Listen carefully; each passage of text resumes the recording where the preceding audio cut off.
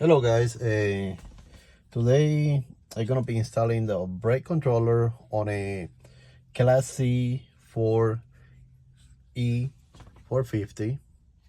The brake controller that I'm gonna be installing is the Tekonsha brake controller. Honestly, this is the part number.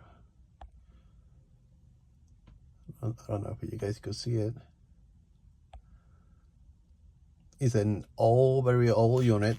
I got this one out of a Toyota 4Runner 2004, I believe. Yes.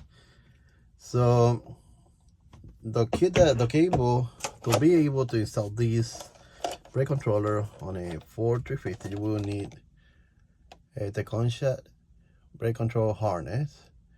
In this case, I'm using the